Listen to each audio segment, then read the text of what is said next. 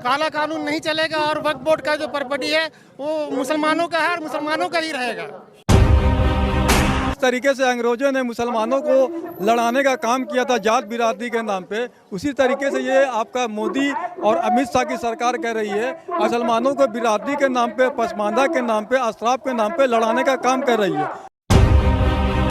आज प्रधानमंत्री उन गरीबों का हक मार के वो अपने अमीर दोस्तों को देना चाहते हैं, तो मैं पहला ऐसा फकीर देख रहा हूँ जो फकीरों का हक मारना चाहता है।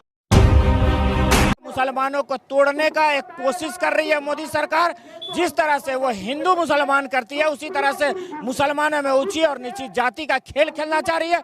इसमें 1% भी मोदी सरकार कामयाब नहीं होगी। हमारी सरकार ने ला करके मुसलमानों को परेशान करने की कोशिश की है, जिसके लिए हम लोग इसे कतई बर्दाश्त नहीं करेंगे।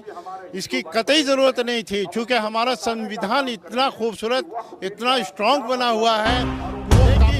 72 मिनिस्टर है सेंट्रल में, लेकिन एक भी मुसलमान को नहीं बनाया जाए। इससे साफ जाहिर होता है ये सरकार मुसलमानों का हितैषी नहीं है, बल्कि ये दुश्मन है। ये वक्फ बिल संशोधन बिल जो आया है वो एक संविधान का खिलाफ है और इससे जो है एक समुदाय को टारगेट किया जा रहा है और इस सरकार को झुकना होगा। अगर नहीं झुकेगा तो उग्र आंदोलन किया जाएगा। तो सलाम, नमस्ते, सत श्री अकाल और जय भीम जोहार। साथियों, कमर सादीपुरी का एक शेर है, मेरा खमीर दफन है तो यहाँ, मेरा खमीर दफन है तो यहाँ, कैसे मैं माँ से जुदा हो जाऊं। दोस्तों, दरअसल यही सवाल जो है मथ रहा है भारत के अल्पसंख्यकों के दिमाग में, मन में, मस्तिष्क में, और ख़ास करके एक बड़ी आबादी जो है मुस्लिम अल्पसंख्यकों की, माइनॉरिटीज़ की, उसके जहन में ये सवाल तैरता है। दरअसल हुआ क्या दोस्तों कि वक्फ एक्ट के साथ जो छेड़छाड़ की गई है, ऐसा उनका इल्ज़ाम है, आरोप है। वक्त अमेंडमेंट एक्ट के खिलाफ कराची में भी बरसात के बावजूद जो जोश या जज्बा देखने को मिला है, तो ऐसा क्या कारण है, क्या वजह है, ये हम लोगों से जानने और समझने की दोस्तों कोशिश करेंगे कि दरअसल इसके खिलाफ इतनी मुहिम क्यों चल रही है समूचे मुल्क में, और अपना झारखंड भी इससे अछूता नहीं है। हमारे साथ कई लोग हैं, मैं चाहूँगा कि वो अपना तारुफ, अपना परिचय खुद देंगे। आप कहाँ से हैं? मैं रिसलदार नगर से हूँ, मोहम्मद फारूक मेरा नाम है। मैं इतना विरोध क्यों हो रहा है फारूक साहब? देखिए, काला कानून का विरोध तो होगा ही। वक्फ बोर्ड का जो प्रॉपर्टी है वो सरकार, मोदी सरकार अपने नाम पर लेना चाहती है, तो ये नहीं चलेगा। काला कानून नहीं चलेगा और वक्फ बोर्ड का जो प्रॉपर्टी है वो मुसलमानों का है और मुसलमानों का ही रहेगा। मेरा नाम मोहम्मद इमरान रजा हुआ, मैं डोंडा में रहता हूँ।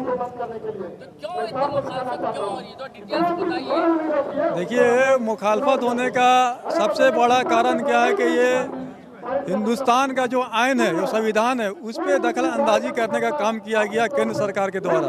क्योंकि वक्फ जो प्रॉपर्टी होता है वो हमारे पूर्वजों ने हमारे गरीब, मिस्किन, बेवा, यतीम के उत्थान के लिए, उनकी आगे बढ़ने के लिए वो दान किए थे। और उस ज़मीन को अगर ये वक्त, ये जो एक्ट बनाया गया है, उस पर सीधा सीधा असर जाए कि वो सरकार अपने अंडर में लेगा और वो चलाएगा। तो भाई, हमारे पूर्वज ने वो ज़मीन को क्यों दान किया था? ताकि उनके समाज का, उनको कौम का भलाई हो, ना कि वो सरकार अपने अंडर में ले। वक्फ एक्ट जो बना गया है उसी लेके विरोध के लेके एक बड़ा जनसभा किया गया, जिसमें डोंडा क्षेत्र के, रांची शहर के और ग्रामीण क्षेत्र के तमाम धार्मिक, राजनीतिक, सामाजिक और बढ़ चढ़ के आम लोग भी शामिल हुए हैं। और तमाम लोग एक स्वर में इस एक्ट जो बना उसका प्रोटेस्ट कर रहे हैं और डिमांड कर रहे हैं जो ये संविधान के विरोध जो एक्ट बनाया गया है उसे सरकार वापस ले और देश हित में मुसलमानों की दिल की जो आवाज़ है उसको सुनते हुए ये एक्ट बना उसे वापस करने का काम करे। सरकार तो कह रही है कि पसमानदा जो मुस्लिम है उनके फायदे के लिए ये कानून। देखिए, ये सरकार जो है वो अंग्रेजों की राह पे चल रही है। जिस तरीके से अंग्रेजों ने मुसलमानों को लड़ाने का काम किया था जात बिरादरी के नाम पे, उसी तरीके से ये आपका मोदी और अमित शाह की सरकार कर रही है। अब ये देख रही है कि ये चारों तरफ से घिर चुके हैं, तो मुसलमानों को बिरादरी के नाम पे, पसमानदा के नाम पे, अशराफ के नाम पे लड़ाने का काम कर रही है।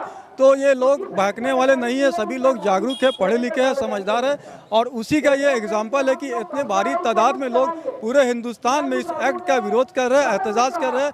और जब तक ये काला कानून वापस नहीं होगा, इंशाअल्लाह हम लोग इसी तरीके से, जोरदार तरीके से विरोध करते ही रहेंगे। 2-3 नौजवान साथी भी हैं, हम उनसे भी समझने की कोशिश करते हैं। भाई साहब, क्या नाम हुआ आपका? मेरा नाम शहजाद कुरैशी है। आपको क्या लगता है, फैशन के तहत आ गए या सच में दिल से आप आए? नहीं, आपने सुना होगा प्रधानमंत्री जी का एक बहुत चर्चित बयान था कि मैं तो फकीर आदमी हूँ जी, मैं झोला उठाकर चल दूंगा। तो मुझे लगा था कि जो आदमी खुद को फकीर बता रहा है वो देश के गरीब मिस्किनों का दर्द समझेंगे, लेकिन अब ऐसा प्रतीत होता है कि ये वक्फ की प्रॉपर्टी, जो अल्लाह की प्रॉपर्टी है, जिसको दान किया जाता है और इससे गरीब लोगों को फायदा होता है, आज प्रधानमंत्री उन गरीबों का हक मार के वो अपने अमीर दोस्तों को देना चाहते हैं। तो मैं पहला ऐसा फकीर देख रहा हूँ जो फकीरों का हक मारना चाहता है और गरीब मिस्किनों की हक की लड़ाई लड़ रहे हैं। आज पूरा हिंदुस्तान के मुसलमान सड़क पर हैं।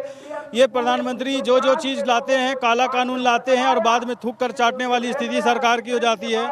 इन्होंने कहा जनगणना नहीं कराएंगे, अब जनगणना करा रहे हैं। किसानों के सपोर्ट में बिल लाए, जिसके सपोर्ट में बिल लाते हैं वही रोने लगते हैं। ये इस कानून की खासियत है कि किसानों के हित के लिए बिल लाया तो किसान रोने लगे कि मुझे ऐसा हित नहीं चाहिए। आज मुसलमानों के हित में बोल रहे हैं ये कानून है, मुसलमान रो रहे कि नहीं चाहिए। भाई कैसी आप हित में किसकी उस कम्युनिटी के लिए लाते हो जो रोने लगते हैं?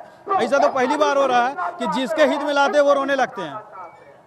नहीं, सरकार तो यह कह रही है कि जो मैनेजमेंट है वो हम देखेंगे, आपके जो धार्मिक मामले वहाँ हम हस्तक्षेप या दखल नहीं करेंगे। देखिए, आप जानते हैं कि आर्टिकल 14 के तहत अल्पसंख्यकों को फंडामेंटल राइट्स है अपने संस्थान को चलाने का। इसमें एक कानून है, वक्फ की कानून में ये अमेंडमेंट किया गया है कि इसमें नॉन मुस्लिम भी मेंबर्स होंगे। क्या हमें राम जन्मभूमि की जो संगठन है मंदिर में, क्या किसी मुसलमान को उसमें ट्रस्टी मेंबर बनाएंगे? ये मेरा सरकार से सवाल है। क्या आम मुसलमानों को भी मंदिरों के जो प्रबंधन समिति है उसमें रखा जाएगा? तो फिर मुसलमानों में हस्तक्षेप क्यों? मैं तो यही कहना चाहता हूँ कि मैं कानून का सख्त मजम्मत करता हूँ, उसका विरोध करता हूँ, क्योंकि चीज़ हमारी है तो बात हमारी चलनी चाहिए, ना कि सरकार की चलनी चाहिए। क्या चीज़ हमारी, क्या सरकार लेना चाह रही है? ये जो वक्फ की संपत्ति है, ये संपत्ति हमारे बाबा अज़ादों ने वक्फ किया था, हमारे बाबा अज़ादों ने दिया था, तो वह फिर हम ये क्यों देना चाहेंगे सरकार को? हमारे साथ और लोग भी हैं। मैं अभी भी डोरंडा में हूँ और इनसे बात करता हूँ, जल्द से इनके जहन में, इनके दिल में क्या बातें चल रही है। भाई साहब, क्या नाम हुआ आपका? मेरा नाम मोहम्मद ज़बीउल्लाह हुआ। ये इतनी मुखालफत क्यों हो रही है वक्फ अमेंडमेंट एक्ट की, जबकि सरकार कहती है कि मुसलमानों की भलाई के लिए, खास करके पसमानदा मुसलमानों की भलाई के लिए? देखिए, एक बात आप जान लें कि पसमानदा और अशराफ, इस पे कोई जगह है ही नहीं मुसलमानों पे। मुसलमान एक ला इलाहा इल्लल्लाह मुहम्मदुर रसूलुल्लाह को पढ़ने वाले हैं और वक्फ के जो संपत्ति है उसमें ऐसा कहीं भी नहीं है कि अशराफ मुसलमान या पसमानदा मुसलमान किसी का हक ज़्यादा हो या कम हो। ये बरगलाने का, मुसलमानों को तोड़ने का एक कोशिश कर रही है मोदी सरकार। जिस तरह से वो हिंदू मुसलमान करती है उसी तरह से मुसलमानों में ऊंची और नीची जाति का खेल खेलना चाह रही है। इसमें 1% भी मोदी सरकार कामयाब नहीं होगी, पहला। दूसरा कि वक्फ की संपत्ति का एक 1995 बहुत मजबूत एक्ट था जिसे जबरदस्त तरीके से तोड़ने का कोशिश किया है इस मोदी सरकार ने अपने शक्ति के बल पर, अपने हिंदू और मुसलमान के बल पे आए हुए MP के बल पे। ये भारत के जो कानून है भीमराव अंबेडकर साहब का, उस कानून को रौंदने की कोशिश कर रहा है, जिसे हर हिंदुस्तानी जो अपने इस कानून को मानते हैं, इस हिंदुस्तान के कानून को, चाहे वो धारा 26 हो, धारा 40 हो, जिसमें समानता की बात की गई है, जिसे तोड़ने की कोशिश कर रहा है, कुचलने की कोशिश कर रहा है, इसके खिलाफ हम लोग लगातार आंदोलन करेंगे, चरणबद्ध आंदोलन करेंगे। चाहे इसके लिए अपनी जान भी देना पड़े, तो देश के कानून को बचाने के लिए हम लोग जबरदस्त आंदोलन करेंगे। आप इस आंदोलन में आप देखेंगे वक्फ एक्ट में, वक्फ बाय यूजर में जिस तरह से मुसलमानों के संपत्ति को छीनने का कोशिश किया गया है, या फिर आप देख ले कि किसी भी संस्था के, किसी भी धर्म के बोर्ड, निगम या न्यास बोर्ड में कोई भी दूसरी धर्म को रखने का नहीं है, लेकिन मुसलमानों के इस सेंट्रल वक्फ काउंसिल और स्टेट वक्फ बोर्ड में दूसरे धर्म के लोगों को रखने का जो प्रावधान कर रहा है, इसे हम लोग हरगिज बर्दाश्त नहीं करेंगे। साथ ही साथ वक्फ की संपत्ति जो पूरे इंडिया में सबसे ज्यादा अगर किसी से केस चल रहा है तो राज्य सरकार या केंद्र सरकार से चल रहा है, जिसे एक साजिश के तहत डीएम के पास इस मामला को देने की कोशिश की गई थी। बाद में इसे फर्स्ट ग्रेड या सेकंड ग्रेड ऑफिसर को देने की कोशिश की जा रही है। इसे भी हम लोग बर्दाश्त नहीं करेंगे।